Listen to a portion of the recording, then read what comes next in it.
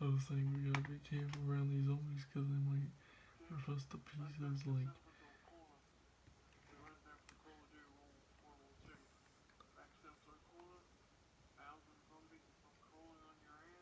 thousands of zombies come crawling your ass, start ripping your shirt. But I was saying to him like, we gotta be careful of zombies because we don't know who might be a zombie like Jack the Ripper, Piers Morgan. I stole that line from Slaughterhouse Rules. It's a movie with Simon Pegg, Nick Frost, and Joe Cole that played as Michael in Peaky Blinders. Joe, you got scratched in the back.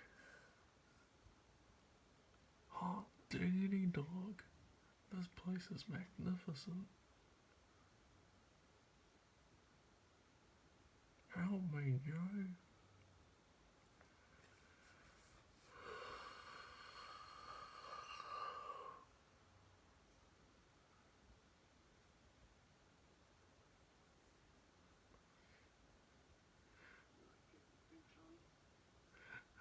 I said, I said something funny when we were playing this. Virgo, I was like, Joe, would you be a deer? And like I mentioned as a joke, I was like, Joe, would you be a deer and please go make, I guess, some sandwiches or burgers, please? And he was like, why? And I was like, well, you know, they might be hungry. And he said, don't you think they would want something else? And I was like, what? And he said, brains for that matter? I was like, oh, I don't know. But would you feed them guys? And he was like, yeah, nah, no, no. And he was like, so who's I guess? I was like, the zombies, obviously. And he was like, oh, I thought you meant real people. And I was like, really? Really? 6 days ago. Damn. But the reason why I wasn't on Fortnite or what, even though I did post, I forgot that there was an internet there. While I was at my grandpa's house. Grandmother, grandparents' house. One of them. I was just posting videos non-stop. I was always on my phone. Well, not always. Sometimes I just talk to my grandfather about stuff, movies or whatever, and then back to my phone, and I rewatched Guardians of the Galaxy Volume 1 with him. Before I go, he thinks it's more better than the second or third. His opinion, guys. Because he thinks the first is good because that's how the team formed and stuff, and they started becoming like, well, you know, a team and sort of best friends.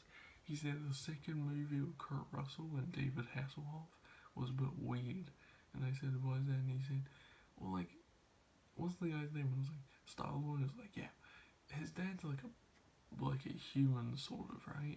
And I said, yeah, and he said, so how did he make himself be a planet? And I was like thinking, holy shit, that's what I'm thinking as well.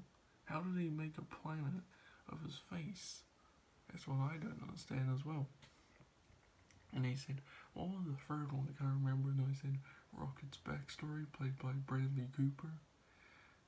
When he got hurt slash tortured by that guy, and we got to learn more about him. And he was like, yeah. And I said, did you cry during that? He was like, I bet, yeah, you. And I said, oh, I cried a lot.